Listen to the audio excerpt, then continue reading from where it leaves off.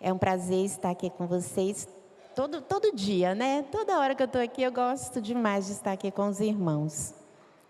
Como o Gessi falou, os nossos pastores estão no retiro espiritual, todos dormindo no mesmo quarto. Eu não consigo imaginar a bagunça que deve estar aquilo.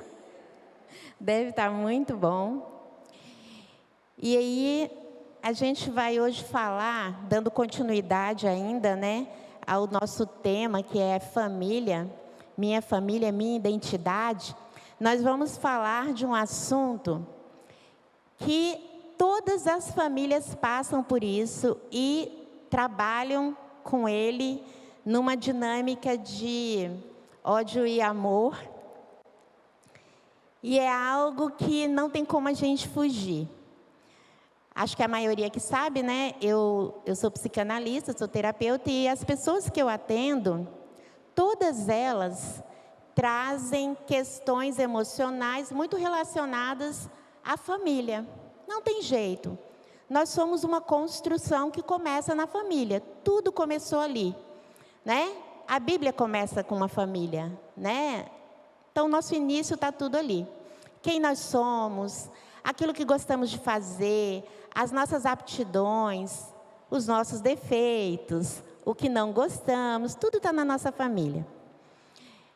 Eu lembro que quando eu e Ricardo fizemos o curso de terapia familiar, o professor ele falou assim: imagina uma pessoa, um homem, que ele é da família azul.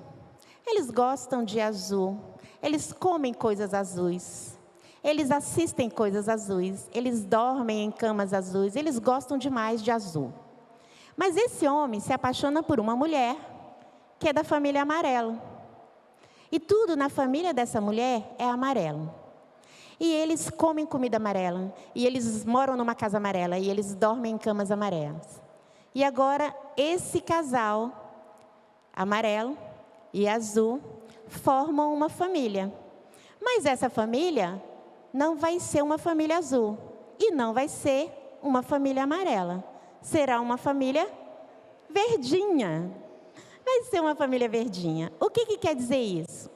Ela vai ter uma mistura do amarelo e do azul. Você carrega com você uma mistura do seu pai e da sua mãe. Olha só.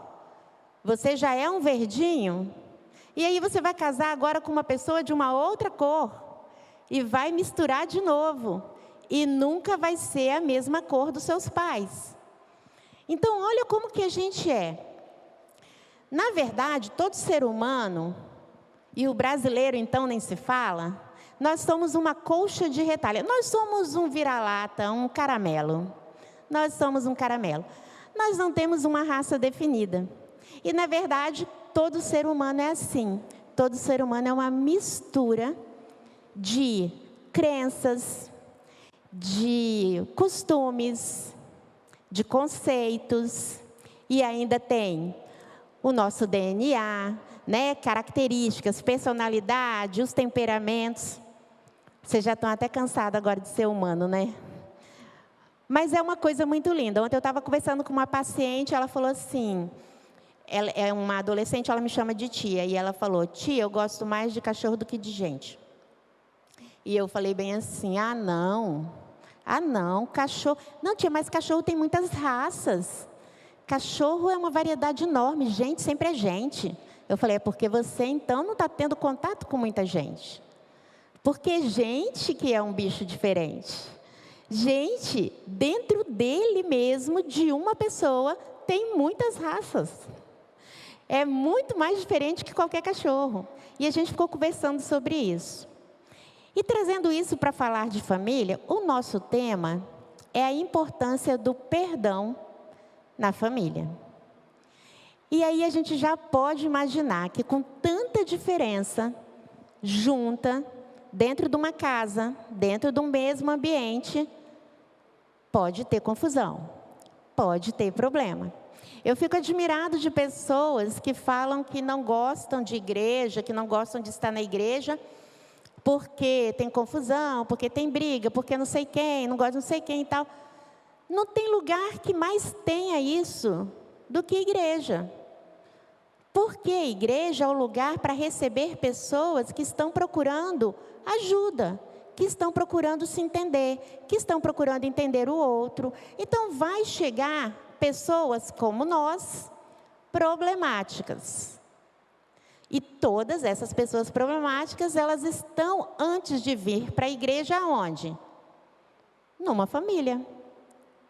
Então, todos nós, problemáticos, saímos de alguma família, fazemos parte de alguma família.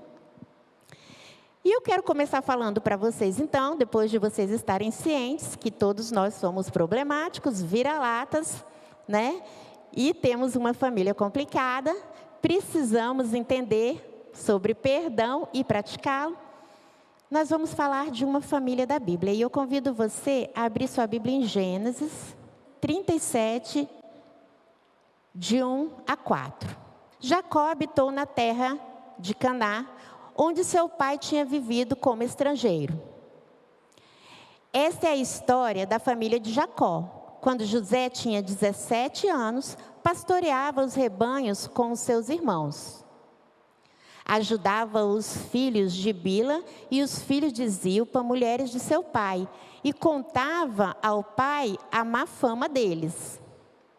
Ora, Israel gostava mais de José do que de qualquer outro filho, porque ele havia nascido em sua velhice. Por isso, mandou fazer para ele uma túnica longa. Quando seus irmãos viram que o pai gostava mais dele do que de qualquer outro filho, odiaram-no e não conseguiam falar com ele amigavelmente. Aí a gente vê aí, quando estuda a história de José, a gente costuma se apaixonar muito rápido por José, né? José era um sonhador, né? José estava ali para fazer a vontade de Deus e passou por toda aquela situação quando foi levado como escravo. E é linda a história de José, e José é tudo isso. Mas antes disso, José não tinha juízo também. José tinha 17 anos. Tenho certeza que a maioria aqui já teve 17 anos. Quem aqui tem menos de 17? Gente, eu preciso pedir a Ariane que tome vergonha nessa cara. Me desculpe. Eu acho que só tem 2 ou 3 pessoas aqui com menos de 17. Tiaguinho, Poliana e... Esqueci o nome dele. Marquinhos. Só. O restante, todo mundo já passou pelos 17. 17 anos, estamos na adolescência, com um bando de irmãos mais velhos que ele, queridinho do papai. Tudo ele contava para o pai. Tudo. Tudo que os irmãos faziam errado, ele levava para o pai. Porque o pai ficava feliz. E aí o pai alimentava isso e falava: meu filho, eu quero que você vigie seus irmãos. Você já mandou o seu filho vigiar o irmão? Vigia e me conta tudo, hein? Toda vez que a gente faz isso, parece que eu estou dando responsabilidade para ele. Não, nós estamos dando uma carga para ele carregar imensa, que ele não tem ideia. Talvez na hora ele pense como José: que legal, meu pai confia em mim. Eu sou o cara, eu sou mais chegado do meu pai confia em mim, meu pai acredita em mim. E o pai deixava muito claro que gostava muito mais dele do que dos outros irmãos, o que já era um outro problema. Eu lembro uma vez quando a Polly era pequenininha, que a Polly perguntou assim, bem pequenininha mesmo, ela perguntou como que uma mãe que tem muitos filhos consegue gostar de todos os filhos, consegue amar todos os filhos. E eu falei com ela assim, porque toda vez que um filho nasce, ele traz a quantidade de amor que é dele junto com ele, já nasce junto com ele, não divide. Amor dos pais, ele não é dividido, o filho já nasce e traz aquele amor junto com ele, é uma mudinha que vem junto. Então, a gente precisa entender que esse pai já cometia um erro, ele deixava claro para os filhos que ele amava mais a José. E é um cuidado que a gente precisa ter. Nós precisamos ter a certeza que os nossos filhos sabem que são amados. E que o amor que temos por cada um deles é especial e específico. Quando a gente pega famílias para trabalhar na terapia familiar e começa a conversar com os membros da família separadamente, a gente percebe que existem visões completamente diferentes de uma mesma situação. E um pai, uma mãe pode falar assim: eu amo meus filhos igualmente. E aí quando a gente vai conversar com o filho fala bem assim: eu sei que meu pai me ama, mas claro que não é igual ele ama fulaninho. E muitas vezes, até o fulaninho, quando você vai falar com ele, ele fala assim: eu sei que meu pai e minha mãe me amam, mas não é igual ele ama o meu irmão mais velho. Porque cada um deles acha, não consegue entender, e quando nós somos filhos, ainda não somos pai nem mãe, nós realmente não temos a noção de como isso acontece. Nós não conseguimos entender. Assim como não conseguimos entender como que Deus pode amar certas pessoas. Já passou pela sua cabeça? Já teve aquela pessoa que você olhou e falou assim: essa aí nem Deus ama, não é possível. Não é possível que isso aí nem Deus tem paciência com essa pessoa.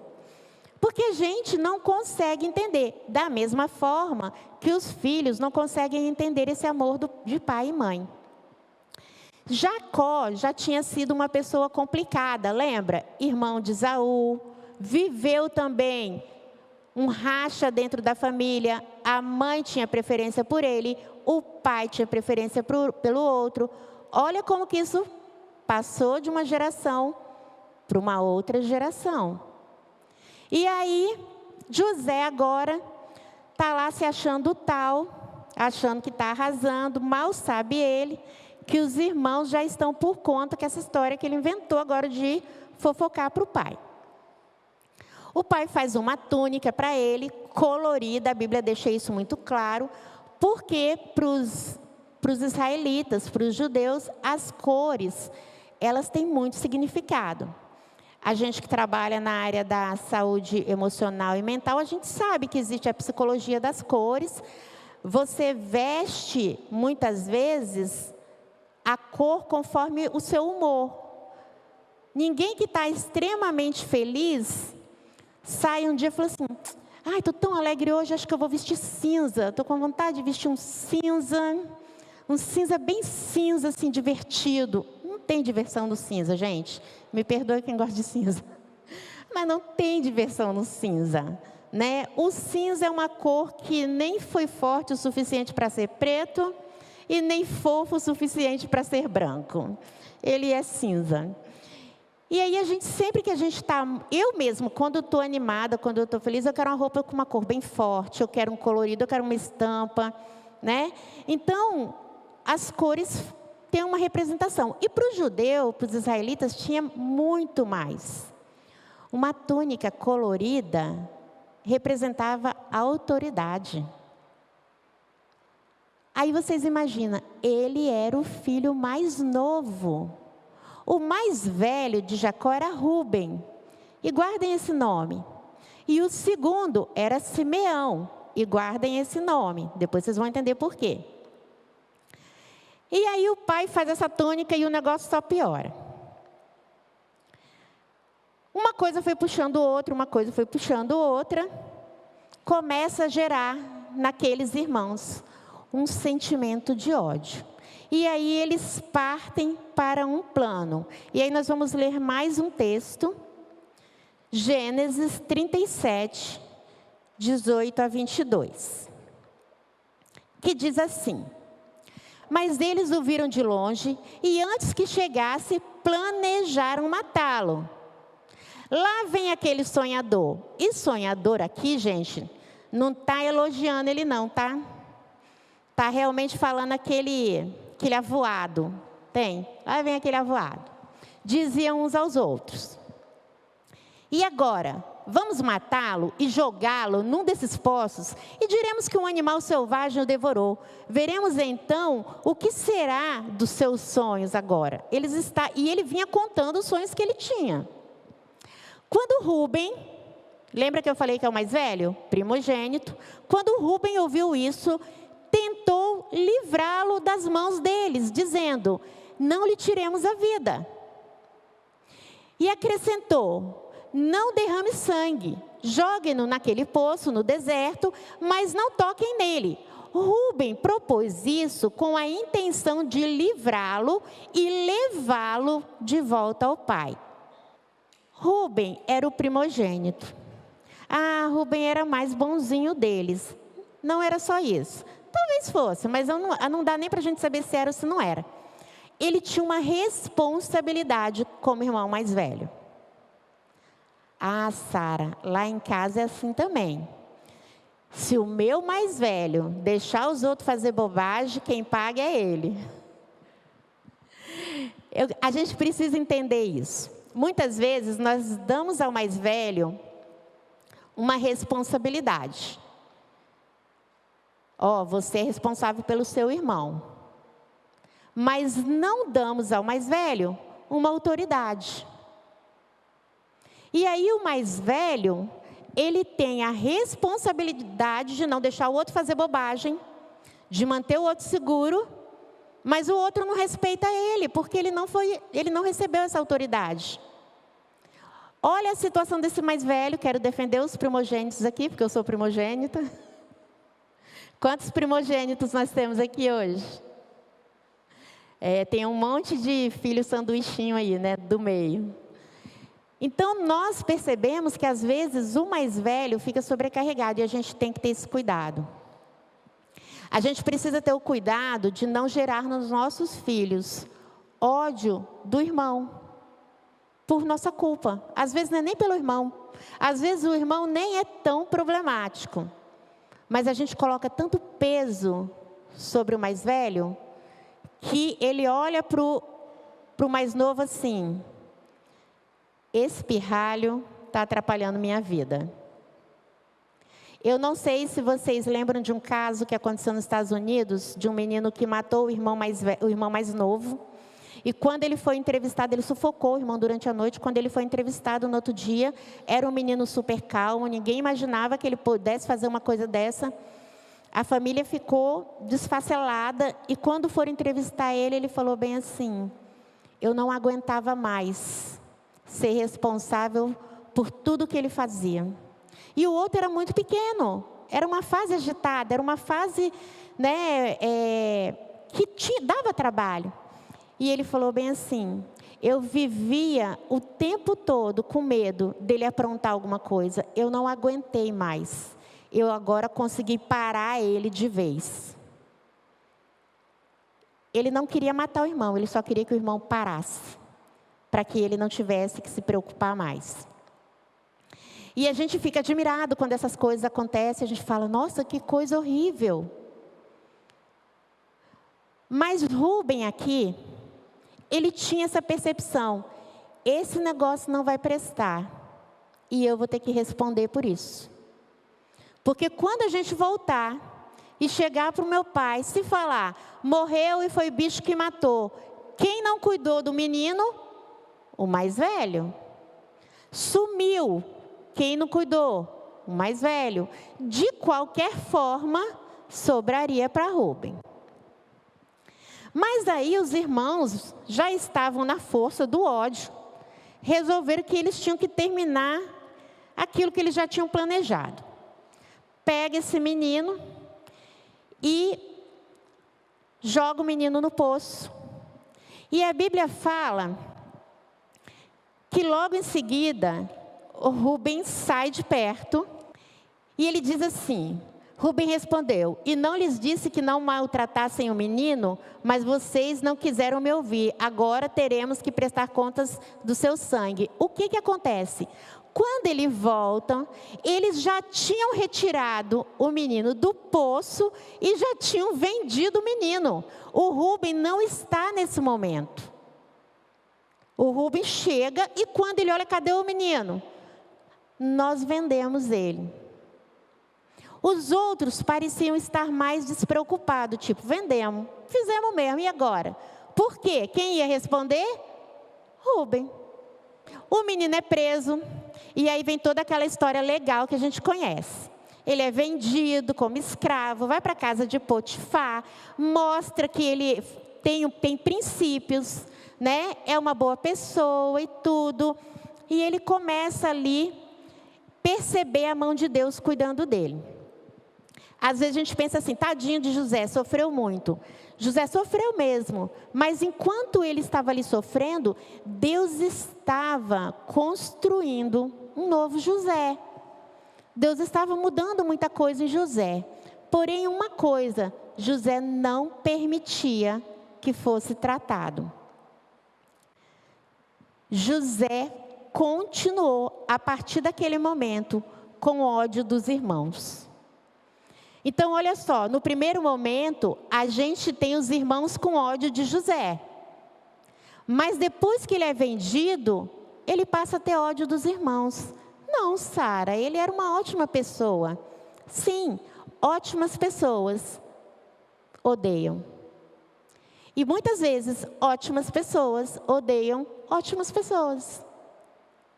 Porque a gente escolhe odiar as pessoas e muitas vezes sem nem conhecê-las direito. Mas como estamos falando de família, dentro da família, nós escolhemos odiar as pessoas por aquilo que elas fazem que não nos agrada. Por aquilo que elas fazem e não condiz com os nossos planos, como a gente planejou que seria, como a gente gostaria que fosse. E a gente acaba odiando. E eu não estou aqui falando que não existam pessoas difíceis na família. Toda família, como eu falei para vocês no começo, é formada por pessoas diferentes. E na maioria das vezes, a gente sempre tem na família aquele ser especial que mantém a família orando. Não tem? Toda família tem um ser especial que faz com que a gente ore mais. Que a gente peça mais paciência a Deus, que a gente peça, Senhor, aumenta a minha fé, né? Me ajuda a andar a segunda milha. Sempre tem na família esse tipo de pessoa. E a gente muitas vezes cultiva um ódio com relação a essa pessoa. E se a gente não tomar cuidado, esse ódio vai crescendo, vai crescendo, vai crescendo, numa proporção que as famílias chegam a um ponto que elas começam a se afastar. E aí a gente vê muitos filhos que casam, saem da casa do pai e da mãe e perdem até o contato. Não querem voltar, não querem ver, não querem falar. Às vezes a gente vai, eu não sei quem aqui já visitou asilos, e muitas vezes a gente chega no asilo e a gente fala assim, como que abandona um pai e uma mãe? E eu não estou aqui justificando, porque não acho que é certo abandonar pai e mãe, mas a gente chega no asilo e muitas vezes a gente pensa assim, poxa, os filhos não vêm visitar, a pessoa fica aqui sozinha, nunca vem um filho ver. Mas como foi a relação? Como foi construída a relação com os filhos? O que aconteceu em toda a história? E não que seja o certo, porque independente do que o pai e a mãe fez ou deixou de fazer, honrar pai e mãe não é se eles forem bonzinhos ou se eles forem perfeitos. É só honrar pai e mãe e acabou. É mandamento. Mandamento com promessa. Mas a gente às vezes fica sem entender, e muitas vezes é exatamente por isso. Porque no meio do caminho ali a coisa desandou e não conseguiram trazer tudo para o ponto central. Hoje eu tenho percebido, irmãos, muitas famílias problemáticas no meio da igreja. E eu não estou falando aqui da Ibara só não, no meio da igreja, no meio do povo de Deus. Famílias desestruturadas. Por quê? Porque cada um quer que seja do seu jeito. E nós precisamos lembrar que existe um jeito certo. O jeito de Deus. Filho tem lugar de filho. Pai e mãe tem lugar de pai e mãe. Irmãos têm lugar de irmãos. E o primogênito tem responsabilidades, mas tem que ter as autoridades também sobre ele. Ou não delegue nada. Ou não cobre nada. Isso precisa estar muito bem definido. Tem um psicólogo, eu gosto muito dele. Ele nem é evangélico, mas ele é uma pessoa muito centrada para falar a respeito de família e de criação de filhos. que é o Rossandro. E ele fala bem assim, ele até conta uma experiência dele, que ele com 16 anos chegou para a mãe dele e falou assim: vou na micareta, vou na micareta, não tem hora para chegar. E ele falou que a mãe dele olhou para ele e falou assim: não vai não, vai não. Aí ele: eu vou, estou indo agora. Falou: não vai. Eu sou dessas também. Eu falo: não vai não. E aí ele ficou bravo, porque ele sabia que quando ela falava não vai, não ia mesmo. Mas ele pensou: já estou com 16, né? Vou fazer 17, já vou tentar dar uma cantadinha de galo aqui, né? Se colar. E aí ele falou: olha só, você vai me prender até quando? Até os 18? Quando eu fizer 18 eu vou, quero ver você me segurar. E ela, como diz ele, sem alterar a voz, sem nada, ela falou assim: nem com 18 não vai não. Enquanto morar na minha casa, enquanto eu pagar as contas, enquanto comer minha comida, quem decide aqui sou eu. E você vai me respeitar. E aí ele entrou com raiva, né, com a cara feia e tal. E ela foi até ele e falou assim. Aí ele falou com ela assim: eu te odeio. Aí ele falou assim: eu pensei que naquela hora eu tinha destruído ela. E aí ela virou para ele e falou bem assim: não tem problema, pode me odiar, porque o meu amor não depende do seu para existir. O meu amor por você, ele é incondicional. Você nem precisa me amar, mas você tem que me respeitar. Porque lá no futuro, quando você for pai e mãe, você vai descobrir que me ama. Porque ninguém que ama desrespeita. Ela falou assim: eu nunca conheci alguém que respeitasse pai e mãe e não o amasse. Mas eu já vi gente falar que ama pai e mãe e não respeita. E falta de respeito é falta de amor. Nós chegamos num ponto da nossa sociedade que a gente acha que a gente tem que ser: eu preciso ser o melhor amigo do meu filho. Querido, não troque ser pai e mãe do seu filho para ser melhor amigo. Não rola. Não rola. Ele nunca vai querer isso. Ele vai fingir que gosta disso. Ele vai: ai, adoro, meu pai e minha mãe são os meus melhores amigos. Você carrega seu pai e sua mãe para todo lado? Não carrega. Não carrega. Você conta tudo. Não. Só quer que o pai e a mãe achem que é o melhor amigo. Pai e mãe é pai e mãe. Filho é filho. E cada um tem o seu lugar. E a gente precisa cultivar isso e restaurar isso. José lá no Egito desvenda o sonho do rei e ganha um cargo de governador. Ele casa e tem 2 filhos. Um filho, ele coloca o nome de Manassés, que é o primeiro filho. Vocês estão tudo morrendo congelado aí, né? O Gessi está tentando salvar vocês aí, ó. Os que sobreviverem, cumprimentaremos no final.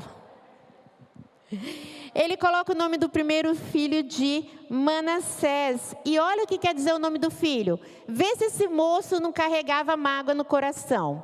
Depois de já ser governador do Egito, estava vivendo bem, passou o tempo da escravidão. Manassés: Deus me fez esquecer todo aquele trabalho e a casa do meu pai. Tem mágoa ou não tem mágoa no coração desse menino, gente? Totalmente destruído pelo ódio. E aí ele tem um segundo filho, que se chama Efraim. Colocou o nome de Efraim, que significa: prosperei no lugar da minha aflição. Não tinha como ele pensar em nomes felizes, alegres, porque havia ódio ainda nele. E passa o tempo, todo aquele sonho que Deus tinha dado a ele começa a acontecer. Acontece, dentro daquele sonho do faraó, um tempo de fome. Só que José já tinha mandado guardar comida, lembra da historinha de José? Mandou guardar comida, juntou tudo para esse tempo chegado agora, tempo de fome. Nesse tempo de fome, os irmãos de José estavam passando fome, não tinham o que comer. Mas souberam que no Egito tinha comida para quem precisasse. E aí eles vão até o Egito. E quando eles entram lá para pedir comida, quem vê eles? José. José olhou, José não era mais um menino de 16 anos.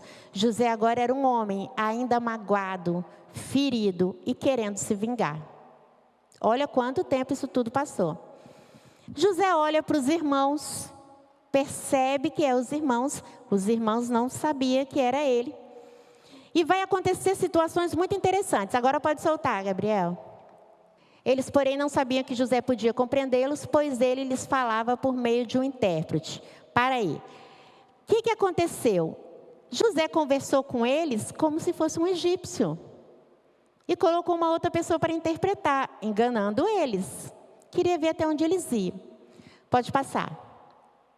Nisso José retirou-se e começou-se a chorar. Mas logo depois voltou, conversou de novo com eles e então escolheu Simeão.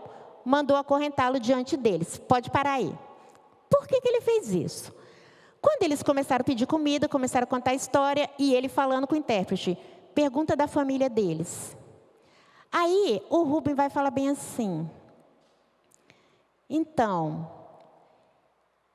nós somos esses aqui, tem um mais novo que está com meu pai. E aí ele insistiu, só isso de filhos? Não, tem um que morreu. Tem um que morreu. Aqui, ele sabia, estava falando dele. E aquilo ali só aumentou o ódio dentro dele. Ele sai para chorar. E é um choro de ódio. O quê? Eu morri?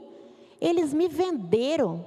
E eles vão contar essa historinha assim. Eles continuam vivendo essa história, se fazendo de vítima. Eles não vão contar a verdade. O ódio só cresceu. E ele chora de tanta raiva. Eu não sei se vocês já choraram de raiva, mas eu já chorei muitas vezes de raiva. Eu já chorei de raiva mesmo. Estão pensando aí, será que foi do pastor Ricardo? Em algumas vezes foi do pastor Ricardo. Já chorei de raiva. E é um choro que parece que a gente vai ser consumido por ele. Ele envenena a nossa alma. Pode continuar, Gabi.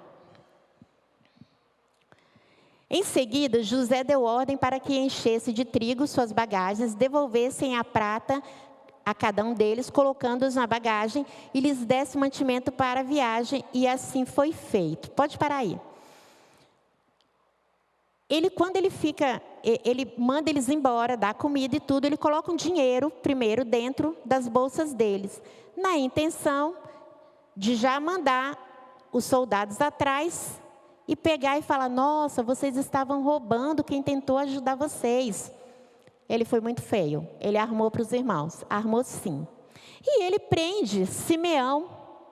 E lembra que eu falei para vocês? Rubem era o quê? O mais velho. E depois vinha quem? Simeão. Ele não prende Rubem, porque Rubem falou o que na frente dele? Não mata. Só joga ele aí, não mata. Mas Simeão era o depois de Rubem. E na hora que Rubem não estava presente, quem autoriza os irmãos, quem assumia o controle quando o irmão mais velho não estava, era o seguinte. E aí o irmão que estaria na liderança, que era a autoridade no momento, era Simeão. Simeão autoriza, vende ele, vamos vender. Vamos resolver logo essa história. E aí ele prende o irmão. Olha o ódio que ele estava desse irmão. Esse irmão era responsável de cuidar dele. Esse irmão era o responsável de proteger ele. Ele odiava todos, ele estava no veneno com todos. Mas tinha cartas marcadas, tinha coisas específicas. Pode colocar. Pode colocar aí, Gabriel. Pode continuar. Ele manda eles irem até o pai. Ao chegarem à casa do seu pai, Jacó, na terra de Canaã, relataram-lhe tudo o que lhes tinha acontecido, dizendo: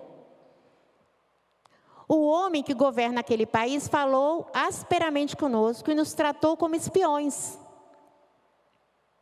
Mas nós lhe asseguramos que somos homens honestos e não espiões. Dissemos também que éramos 12 irmãos, filhos do mesmo pai, e que um já havia morrido, e que o caçula estava com nosso pai em Canaã. Então o homem que governa aquele país nos disse: vejamos se vocês são honestos. Um dos seus irmãos ficará aqui comigo, e os outros poderão voltar e levar mantimento para matar a fome da sua família, de suas famílias. Tragam-me, porém, o seu irmão caçula, para que eu comprove que vocês não são espiões, mas sim homens honestos. Então lhes devolverei o irmão e os autorizarei a fazer negócio nessa terra. José chega para os irmãos e fala: vocês vão voltar? Vai chegar lá no pai de vocês e falar: olha só, um ficou preso e agora a gente precisa voltar com o outro para buscar o que está preso. Jacó fica doido. Jacó fala assim: olha só, já morreu um dos meus filhos, um está preso, vocês querem agora levar o caçula, o que vai ser de mim? Vocês vão ficar tudo por lá. Mas eles insistem naquilo, porque na verdade José queria ver todos juntos. E o que José ficou mais chocado é que os irmãos falaram dele como se ele tivesse morrido. Como se fosse uma coisa assim: foi um acontecimento que passou pela família. Pode continuar. Pode colocar, Gabriel. A essa altura, José já não podia mais conter-se diante de todos aqueles que estavam e gritou: façam sair todos. Assim ninguém mais estava presente quando José se revelou aos seus irmãos. Pode parar aí, Gabriel. Eles voltam. Quando eles voltam, levam com eles Benjamim. Chegando lá, solta Simeão, mas arma de novo para Benjamim. Coloca coisas na bolsa do Benjamim. Na hora de ir embora, os soldados param de novo todo mundo. Nem foi muito criativo, né? Fez a mesma cilada para os irmãos. E traz todos de volta, e aí ele fala assim: agora Benjamim vai ficar preso. Vocês vão ter que trazer o pai de vocês para tirar. Os meninos ficam doidos. E aí os meninos começam a falar: não, pelo amor de Deus, agora meu pai morre. Pelo amor de Deus, não faça isso. E Rúben é o primeiro a falar: não, por favor. O outro filho dele, que era a vida dele, já morreu. Ele perdeu o primeiro filho, que era o amor da vida dele. Se a gente fizer isso, nosso pai vai morrer. Por favor, eu fico aqui, mas não fica com meu irmão. Naquele momento, ele vê que havia algo mudado nos irmãos dele. E ele começa a perceber que aqueles irmãos que odiavam ele, tinham também sofrido durante aquele tempo.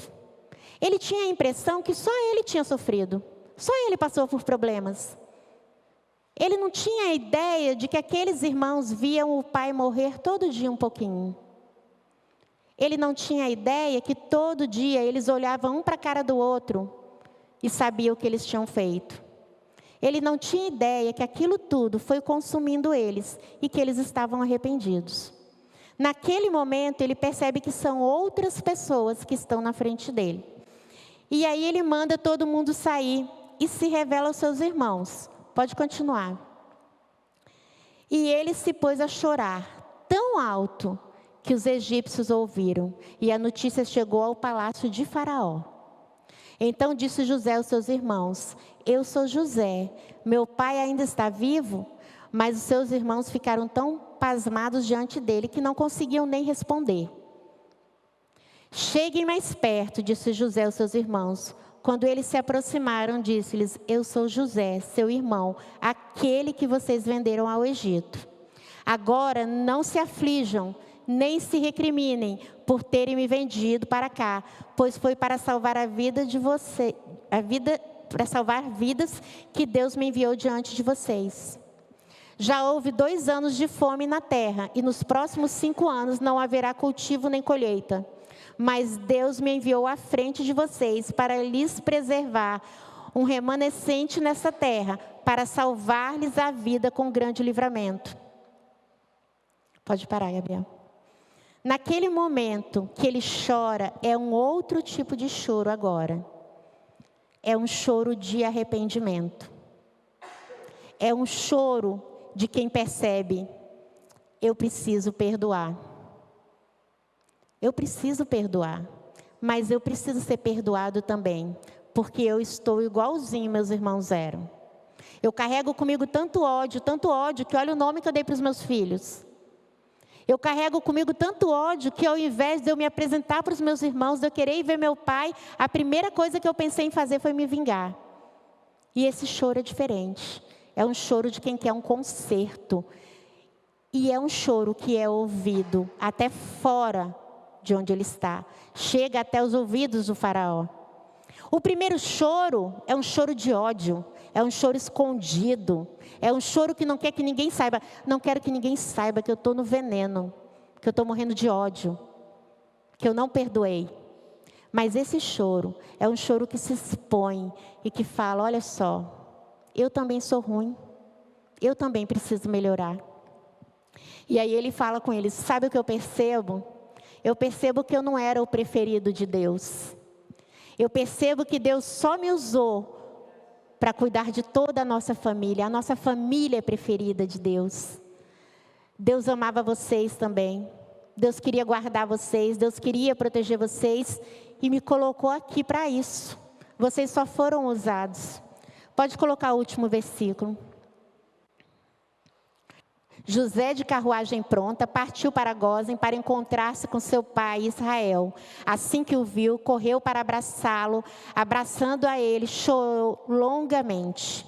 José atirou-se sobre seu pai, chorou sobre ele e o beijou. Imagina esses irmãos agora terem que confessar para o pai uma história que o pai viveu acreditando e não era verdadeira.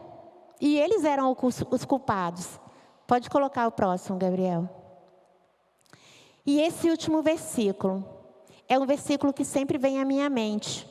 Às vezes, quando eu estou falando com um paciente que também é evangélico, que a gente tem essa liberdade de falar algo da Bíblia, eu gosto muito de citar esse versículo. E isso é José falando com os irmãos. Lá no finalzinho de Gênesis 50, versículo 20, ele diz: vocês planejaram o mal contra mim, mas Deus o tornou em bem. Algumas Bíblias trazem assim: vocês planejaram o mal, mas Deus transformou a maldição em bênção, para que hoje fosse preservada a vida de muitos. Queridos, se tem uma coisa que a gente precisa o tempo todo estar avaliando dentro das nossas famílias, é como estão os relacionamentos. Muitas vezes a gente se preocupa como está o relacionamento com o meu amigo, como está o relacionamento ali da igreja, né? Mas como que está dentro de casa? Será que, mas meus filhos riem para mim, meus filhos me dão bênção, meus filhos entram e saem, mas e as dores deles? Você tem algum conhecimento? Você tem algum conhecimento do que eles choram? Por que eles choram? O que eles fazem quando eles estão sozinhos? E os filhos?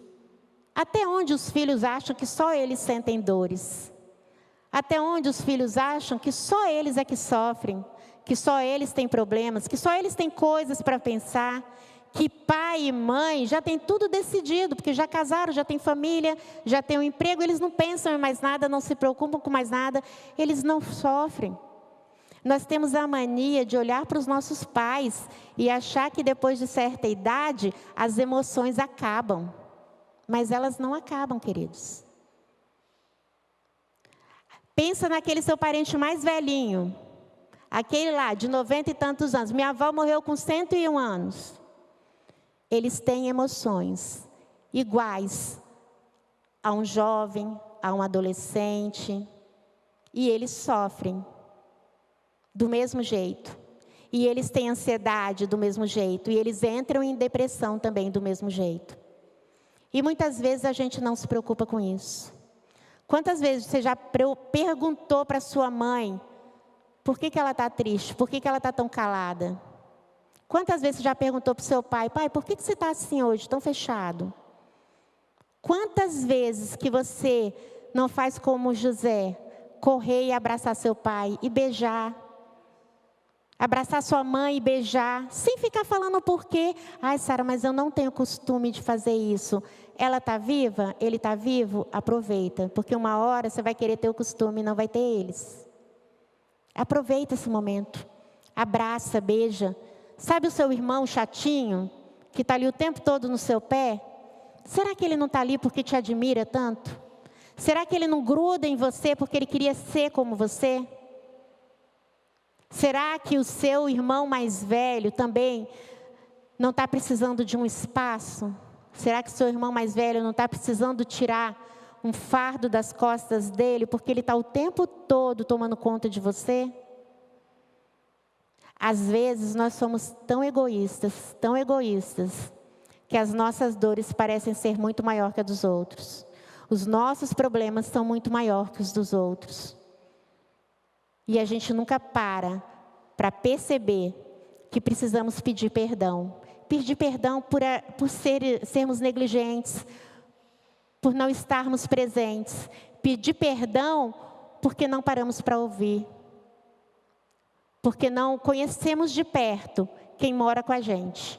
Às vezes conhecemos mais e curtimos mais os amigos, os estranhos. Mas quem está dentro da nossa casa, quem divide a comida com a gente, quem conhece o nosso lado feio, não tem? As nossas mazelas, as nossas esquisitices. Essas pessoas muitas vezes a gente não dá valor. Sabe quando que a gente vai lembrar delas? Nas fotos, depois que elas forem, e a gente vai falar assim: sabia que minha mãe falava isso, isso e isso? Sabia que a minha irmã era assim, assim? Nossa, eu sinto saudade. Mas ela morreu sem falar comigo. Eu nunca falei para ela isso, eu nunca pedi perdão. Eu queria que vocês ficassem de pé. Eu vou pedir o Gabriel para soltar uma música. Se tem uma coisa que a gente aprende com essa história, é que o perdão, ele liberta. Será que nós não estamos, assim como José, com algum irmão preso? Preso dentro da gente, sabe aquele irmão que você prendeu ali porque você quer se vingar? Pode soltar, Gabriel. E eu quero que você preste muita atenção nessa letra. Porque nós vivemos um tempo em que as pessoas não estão mais dando valores à família. As pessoas estão dando valores a comunidades, a amigos, a companheiros de serviço. Mas nós precisamos entender que o primeiro plano de Deus foi para a família. Que a Trindade, o Cício falou aqui um dia, a Trindade ela é a representação da família. E a gente precisa ter esse entendimento. A gente precisa querer o novo de Deus para as nossas famílias. A gente precisa querer mudança para a nossa família. E ela sempre começa na gente. A gente precisa mudar. Feche os seus olhos. E coloca para Deus isso. Eu quero que você coloque para Deus agora a sua família. Eu quero que você sonda agora qual tem sido o problema da sua família. O que você percebe que está faltando? E se nessa revisão que você está fazendo aí, você conseguir se localizar, eu quero que você olhe para você agora. Talvez você tenha vindo de uma família desestruturada. Talvez durante sua vida toda você foi aquela pessoa que sempre teve que tomar conta dos outros. Sempre teve que cuidar de todo mundo. Só que você nunca percebeu e nunca sentiu que alguém te dava valor por isso. Talvez isso é uma mágoa que você carrega. E hoje é o momento de você liberar perdão. Talvez você não tenha ideia o quanto seus pais te amam. Então peça a Deus isso. Fala: Senhor, eu quero ter esse entendimento. Eu quero ter esse entendimento que eu sou amada pelos meus pais, pelos meus irmãos. Talvez você tenha sido entregue para adoção.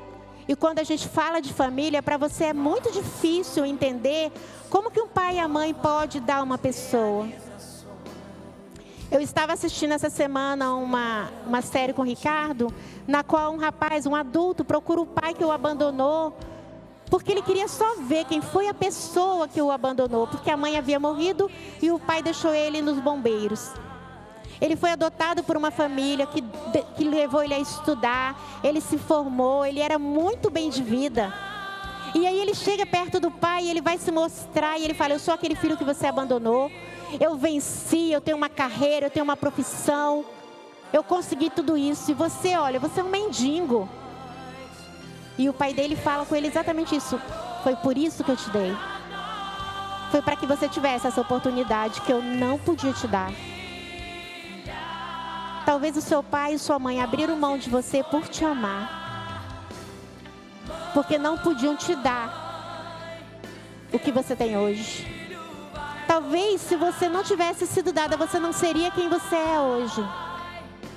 Talvez o seu pai e a sua mãe vivem lutando para te dar as coisas e você não tem noção do que eles deixam de fazer por eles, para suprir as suas necessidades. E até você que hoje já é adulto, já tem sua família, talvez você nunca olhou para trás e falou: cara, eu nunca agradeci meus pais pelo que fizeram por mim. Eu nunca reconheci o trabalho do meu pai e da minha mãe. Eu nunca reconheci, eu nunca agradeci. Ah, mas eles sabem que eu amo. Mas nunca houve um pedido de perdão, nunca houve um agradecimento, nunca houve uma palavra: mãe, você é importante para mim, pai, você é importante para mim. Peça a Deus esse novo momento na sua vida. Peça a Deus esse novo momento na sua história, na história dos seus filhos. Fala: Senhor, eu não quero repetir, assim como Jacó repetiu o que ele passou na vida de Isaac repetindo agora para os outros filhos, Isaac repetiu para Jacó e Jacó repetindo para os filhos dele. Eu não quero isso, eu não quero essa bola de neve dentro da minha família. Fala com o Senhor, fala: Senhor, eu quero que aquilo que tiver que acabar, para que não seja reproduzido, que acabe agora. Traz para mim, Senhor, uma nova história. Senhor, nós colocamos em Tuas mãos, Senhor Deus, as nossas famílias. Senhor, nós queremos Te pedir, Senhor Deus, que o Senhor faça em nós, ó Pai, aquilo que precisa ser feito, mudar aquilo que precisa ser mudado e restaurar aquilo que precisa ser restaurado. Senhor, eu sei que muitas vezes quando olhamos a nossa história, vemos momentos de dores, tristezas e traumas que temos. Mas nós Te pedimos, Senhor Deus, traz à nossa memória aquilo que nos dá esperança. Se for, Senhor Deus, momentos de dores que estamos vendo agora, ó Pai, que o Senhor possa, Senhor Deus, passar um bálsamo em tudo isso e nos fazer ressignificar, Senhor Deus, cada dor. Que possa, Senhor Deus, cada uma dessas dores, ó Pai, ter um novo significado, nos fazendo mais fortes, Senhor Deus, nos fazendo mais sábios, ó Pai, mais necessitados da Tua presença, mais necessitados do Teu amor.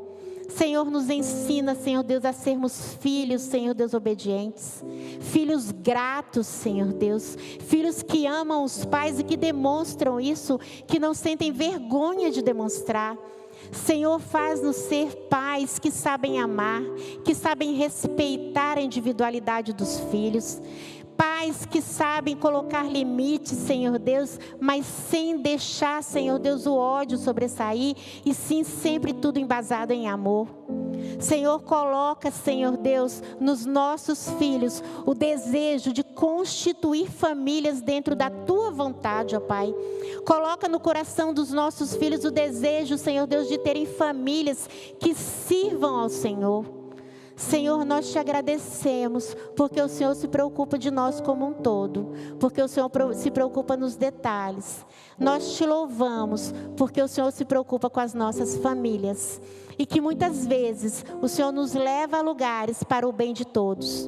Então nós Te agradecemos por estarmos aqui hoje, porque sabemos que o Senhor nos trouxe hoje aqui, para que as nossas famílias sejam abençoadas. Obrigada, Pai, em nome de Jesus. Amém, Senhor Deus.